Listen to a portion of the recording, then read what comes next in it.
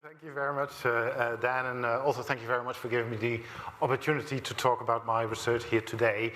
So what I will do in this presentation is where Sean ended and talk about what people think about net zero and their co-benefits. And this is based on research we're doing as part of the Center for Climate and Social Transformations at Cardiff University, but also draws on research of the last 20 years we've done on an engagement with climate change. And I'm also bringing some other work in about behavior change, which links nicely to what Susan Mitchie was talking about earlier today. Now, I probably won't have to tell you that climate change is the biggest environmental threat the world is currently facing. And what we really need to do is to avoid what is known as dangerous climate change. Yeah, and that is defined as a 2 degrees centigrade increase as compared to pre-industrial levels. And the reason why that's known as dangerous climate change is because at that stage there will be irreversible changes to the climatic system.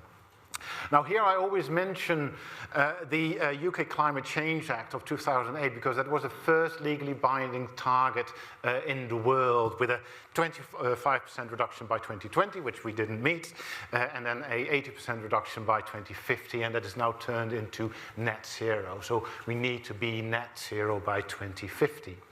Also in other places in the world, we've got an EU roadmap, for example. It sets the same kind of goals and targets in line with that 2 degrees centigrade increase. The problem is that the current plans are insufficient to deal with that. Yeah, so we've got many targets, but we don't have the policies in place in order to reach that target of 2 degrees centigrade, let alone the one for 1.5 degrees. Yeah, so we're already at about 1.1, 1.2, so we're getting very close to this 1.5 degrees already. Now, for reaching that net zero target, we need to have a social transformation. So we need to fundamentally rethink the way we use and produce energy. Yeah, so we won't just getting there with slapping down a few wind farms. No, we need to completely decarbonize our energy supply. But that in itself is not sufficient either, so we need to reduce our energy demand. Now, behavioral change is a fundamental part of that transformation because each action on the demand side requires some kind of behavior change. Yeah, so with behavior change, we often think about lifestyle change, but it's also about the adoption of technology. So we were talking about electric vehicles, we need to adopt them. But even with decarbonizing supply, we need to have communities on board. So there's also a behavior change element to it. Now, at the moment, if you're looking at our carbon emissions in the UK, they're incredibly high.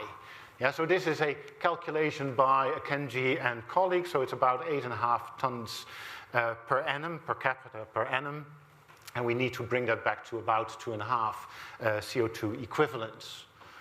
So that's about a reduction of 2/3. Now you can also see here that we're quite high, but if you're looking across the world, there's also countries with much lower emissions. So it is the developed world, the rich world, that have to make the changes. Yeah, so there's a fairness aspect to this one as well. Now, what we do as the CAR Center is to do research on social transformations that are needed to produce a low-carbon society or a net zero society, if you like. And in particular, what we're trying to do is to find out how we as a society can live differently and better. Yeah, so it's not only about lifestyle change or adoption of technologies, but it's also about doing that in an acceptable way, because people have to make those changes, and they won't change if they don't like it. As part of that, we're focusing on 4 different areas. So we're looking at what we eat, we're looking at the way we heat and cool our homes, we're looking at travel and transport, and we're looking at material consumption, so what we buy on a day-to-day basis. And then as part of that, we're looking at a role of values, co-benefits, and the rates of change. Now here, in particular, the co-benefits are important because we're dealing with things like health benefits and air pollution. Now, climate change is on the top of their minds. Yeah, so if we're looking at about 7 years ago when we first started this time series, only about 1 in 4 said that they were very or extremely concerned about climate change. But it has steadily increased over the years. Yeah, it's now around 50%. So it has about doubled in that period. Now, in the period, also other things have happened. Yeah, we have had COVID-19, and we're right in the middle of the cost of living crisis. And you can see that worry about those issues is much, much higher. But what is important here is that it hasn't dented concern about climate change. So it's still increasing, and it is now also on the top of their minds. People are also aware that climate change is here and now. It is not something in the future. We're already seeing the effects of climate change, and more people realize that. And again, if you're looking at our time series, in 2010, it was only about 2 in 5, but no, it's more than 2/3. Yeah, so people saying that actually, you know what, we're already feeling the effects of climate change. People are also aware that fundamental changes need to be made. So they do know that we need to reduce the amount of energy we're using. They do know that we need to limit the air travel we do. They also know that we need to reduce our overall consumption. But there's, of course, a difference between knowing that we have to reduce it and actually making those changes. Yeah, so that's the challenge we're facing. Now, there's lots of things you can do, right? I'd like to say that forget about the first one, right? Because that is quite a controversial measure. But these are the measures that were calculated by Wines and Nicholas. Yeah, but what you also notice here that most of the measures, the most high impact measures, they're to do with travel and transport.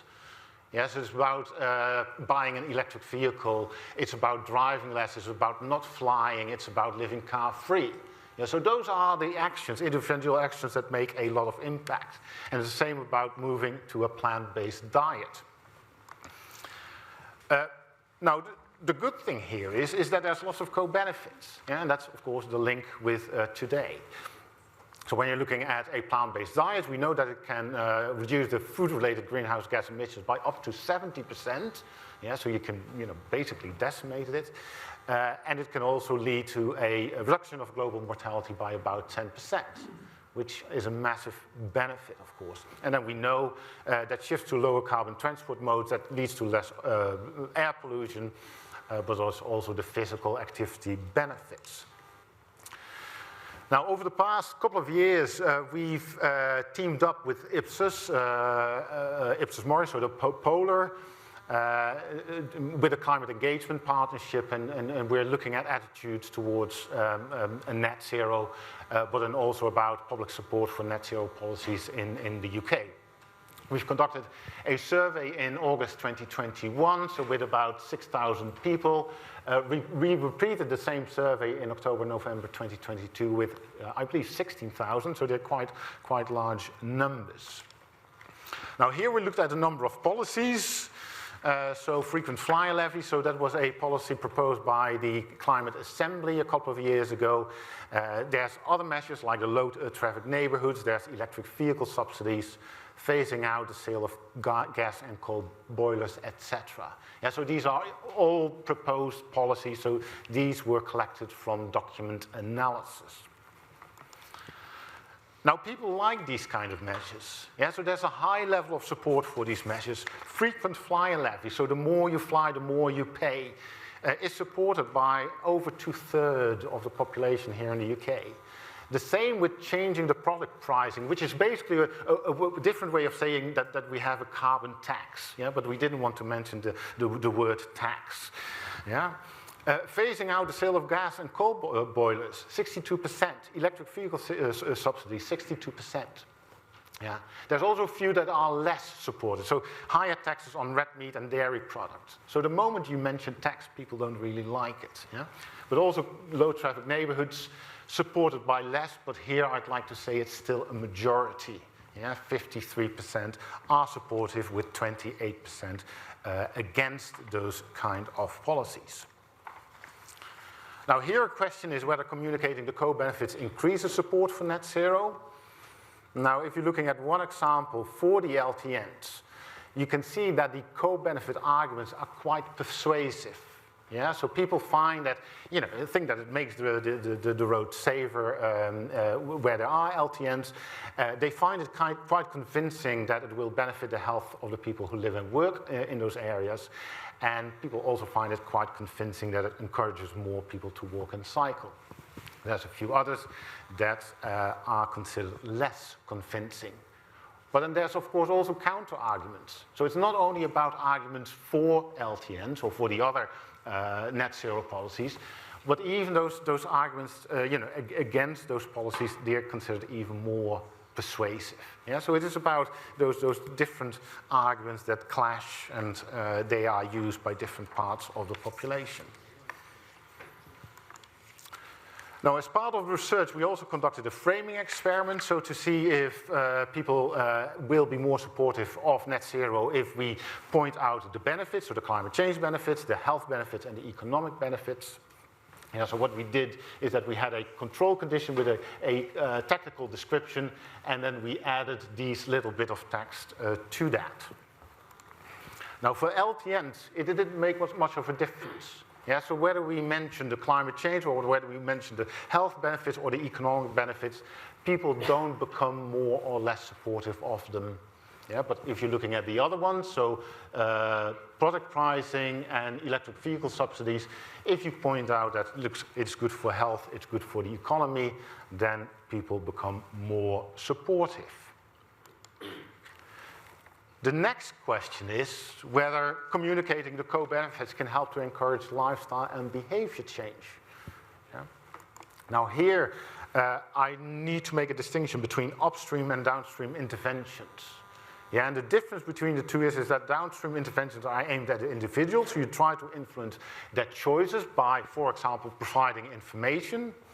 And then upstream intervention, they aim to change the context or the, let's say, the underlying structures that, of these choices.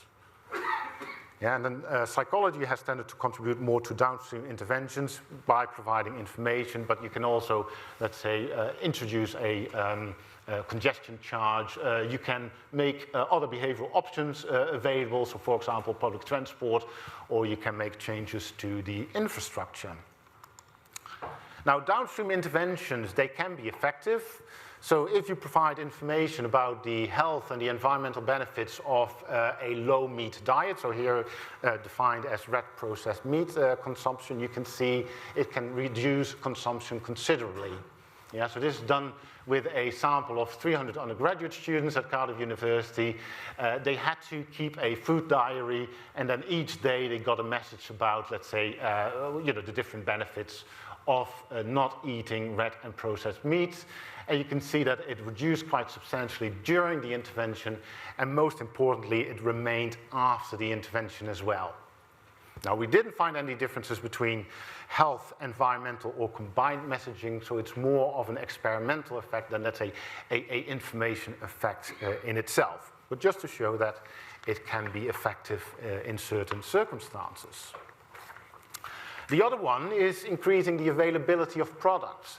Now, this is shown by Garnett and colleagues at an experiment conducted at Cambridge University. And there you can clearly see that the more options you make available in terms of vegetarian and vegan food, the more people are likely to choose them. And here the important thing is that these increases are observed across all propensity levels of vegetarian meal consumption. Yeah, so even the most committed meat eater will eat more vegetarian options if you provide more of them. Yeah? And it makes a difference where you place them. So if you place them first, which is a nice little nudge intervention, you can also increase consumption of those options. But we always say, and I'm saying that as a behavioral scientist, that behavior change does not happen automatically. Yeah, it's not about just providing information and people magically change their behavior. Yeah, so in most cases, you need to make fundamental, systematic changes in order to make big differences.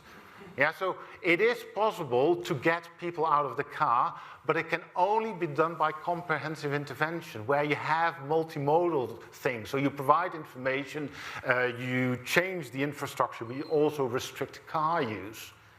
Yeah, so people don't like these kind of push measures. Yeah, so people are not very receptive to them, but often it's the thing that you need to do in order to change people, their behavior. And the best thing is to combine multiple interventions at the same time. Now, you may have noticed from my accent and from my name is that I'm originally from the Netherlands, and people always use it as an example. And they say things like, well, you know what, we're not like Amsterdam. Now, the thing is, Amsterdam didn't used to be like Amsterdam as we know it. Yeah? So this is the same street, that was in 1978, this is in 2015. Yeah? I can also assure you that the Dutch are not genetically different in the sense that they have a propensity to cycle. Yeah? This is because of political changes. Yeah? So this is because people decided that's important. Yeah, so when I cycled to secondary school, there were no separated bike lanes, and actually children died. And the thing is, what happened, and this is a quote from 99% Invisible, so if you don't know the podcast, I can really recommend it. It said the Dutch decided that losing that many children to cars was a price they were unwilling to pay. Yeah, and that is what we do that for.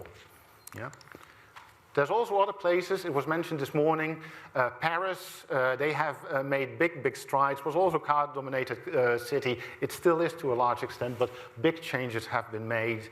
And also, I have to mention London, of course. London has also seen a cycling revolution with a more than doubling, and this is because of policy efforts made, although more changes can be made, of course. Now, this will be the last slide, and I really want to show you this one. Yeah?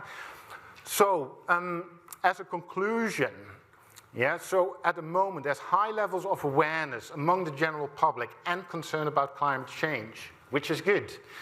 There's surprisingly high levels of support for a large number of quite radical net zero policies, which is good. Yeah? It is also possible to change people's behavior in line with net zero. But, and this is very important, you will not get to net zero with information and behavioral interventions alone. Yes, significant lifestyle changes are only possible with broader system change. And it is policymakers who have to make those changes. Yeah? So to create the conditions for behavioral change. And we're almost literally at a crossroad. We almost literally have different futures. And it's the future that we would want, yeah, for ourselves, but also for our children. Depending on what we do, we end up either with a very high emission scenario, which we currently are on track to do. Yeah? Climate change we can't avoid anymore, but we can minimize the impacts. Yeah, that's what we do. And this one, I think, is very poignant. Yeah, I don't know who of you has young children, but they will experience this, even if it's in their old age. So that's it for me. Joel and Vouwer, thank you very much.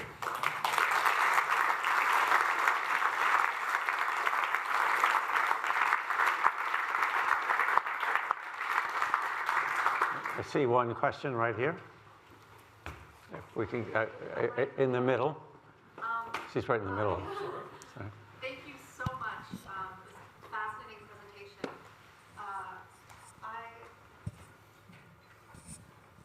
I wanted to put a question to you that I get as an environmental sociologist when I work with communities who are disproportionately impacted and have varying incomes. Yeah. I constantly get fed back this question of the free rider issue and tragedy of the commons.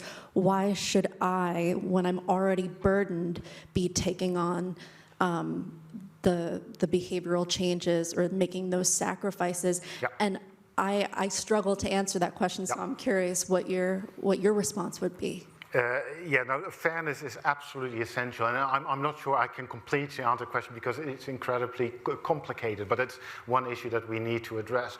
I showed you that one slide about carbon emissions that is much higher in the UK, in Finland, in Canada, as compared to other places. It also applies to here in the UK. There's high emitters, there's low emitters. And it's basically when you have a high income, you will emit a lot of carbon emissions. So it's the high income groups who have to make the most changes. Yeah, and it's also again about the distributions of who benefits from their carbon emissions and who, let's say, has the most impact from climate change is completely wrong. And it is something that we need to deal with. I am aware that I'm not answering your question, but it is about high income individuals, communities, countries that have to make the changes, not the ones who are on a lower income. Yeah, question down here, and then there. I'm thinking about behavior that changes during situations of emergency and normal other times, and learning from this increasing frequency of emergency. I mean, thinking of Italy, it just had this terrible flooding in Emilia, and there's mud everywhere, and kids from all over Italy have gone to help, shovel out the mud, the way everybody was so nice to each other during the lockdown. Yeah. And I wonder if you've done any kinds of studies or have any suggestions that how one can do something in the community messaging that we do to use that evident will that there is within humanity to do things like that, to work in constructive ways, not just to clean up, more and more frequent messes. But yeah, I'm imagining how at a community level there's ways to get people to work together, reduce their carbon impacts by sharing more stuff. Yes, so we and others, they did work on COVID because when COVID happened and people were accepting lockdowns and they were willing to work together to deal with an issue, then the hope was that we can use those learnings for climate change as well. Personally, I haven't seen that. And I think that what is happening now with, disinformation about COVID, but actually also with disinformation about some of the measures that I've mentioned here, I am not very hopeful myself. Yeah, so we often look at support for policies, and it's very clear that the public is on board, there's no doubt about it, but there's often, let's say, almost constructed opposition to those measures, which is something that we need to deal with. Yeah, so I think that in general, people are willing to contribute, but there are, I don't know how to formulate that. There are challenges in terms of people who, no, I'm not sure how I formulate it, so I will stop there. Over here. Hi, thanks very much. Very interesting presentation. I had a question. You showed really interesting data on people's willingness to make changes within their lives, and I wondered how sensitive people's responses are to the framing. So there's a high willingness of people to stop having fossil fuel boilers installed, for example. But if you say don't have a fossil fuel boiler and instead install a heat pump, does that change the response, for example?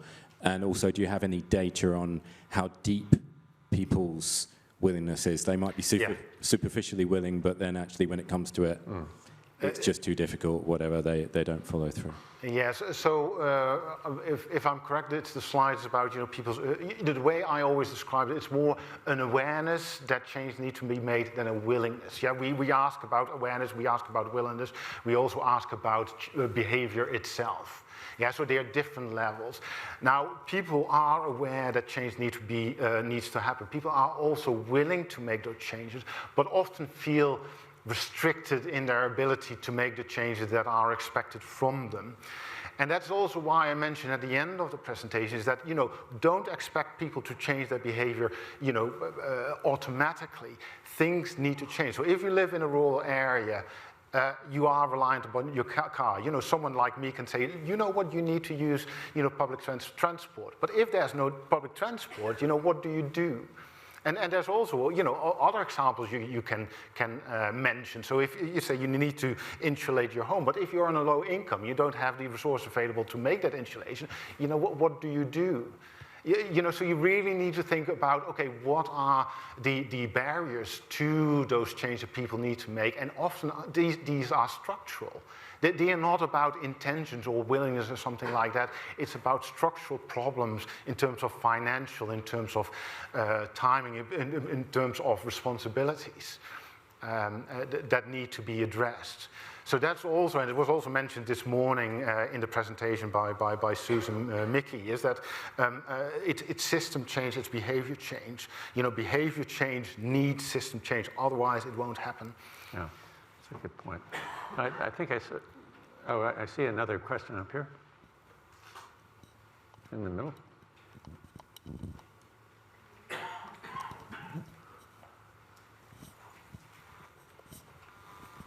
Thanks. I was going to ask a specific question about your slide, a similar slide, I think, the one that had choices people can make. And I saw that the pensions one had the least opposition. There was a medium amount of support, but least opposition. And considering the amount of power of the assets that we all have in our pensions now, the potential change that could deliver, what you see as the potential of that as a route to change?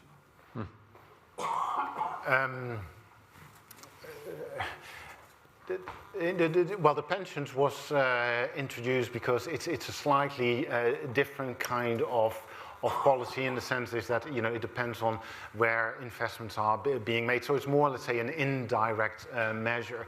The reason why it has a high level of support, because it's not a very intrusive measure. Yeah, it's increasing the availability of pensions, and how can you be against that, right? But it could certainly be one more indirect way of making sure money is invested in a more sustainable way. Is it one last one, if it's fairly quick? Yeah. Thank you very much. In terms of the flow of causality, do you think people want to do these things because of climate change? In the sense, if climate change didn't exist, to what extent would we want to be making these changes anyway because of the other benefits, and we're just using climate change as the occasion to force it through? So here we often make a distinction between impact-oriented and intent-oriented environmental behaviors. And certain behaviors people are willing to do for the environment. And here you can think about recycling. If you talk to someone, so what do you do for the environment? The first thing people say, I recycle. And people see that as an environmental behavior. Now, you've also noticed that, for example, becoming vegan or having a more plant-based diet has very low levels of support. Now, one of the reasons is because people don't see it as an environmental measure. Mm-hmm. Yeah, so they say, why should I change my diet because of the environment? Yeah, so they see it as less effective. They don't see it as environmental behavior, so they don't want to do that. But there's also other measures like electric vehicles. Now, my brother, he is not that concerned about the environment. Yeah, but he's got an electric vehicle. Yeah, because, well, he can, and it's fast, and it's kind of cool, and that's the reason why he bought it. Yeah. Also, yeah, I don't have an electric vehicle, by the way. I won't tell you what car I have. Also, my brother, he has solar panels. Not because he bought it for the environment, because he could get a better return on it than putting it in the bank. I don't have a problem with that. Yeah, and that's also one reason why we're looking at co-benefits. So can we get people to change their behavior for those co-benefits? Can we do it because, well, people say, well, actually, you know what, I don't eat meat because it's better for my health. So is that a way of, getting to net zero? Yeah, so it's about aligning those different policies so that we have 2 or 3 birds, at the same time. This is very helpful. Well, this has been great. I think you've done a very nice job of helping us understand that behavior is essential, but changing behavior is not just a matter of asking people to do it or telling them why it's a good thing, but you need to provide the infrastructure. You need to think about the economic incentive structure for it, and think more, and how all of those pieces fit together. And I think one of the sets of questions that's come out is you also have to think about how does this influence people with fewer resources and who have the hardest time making those choices. But a very helpful conversation. Thank you very much.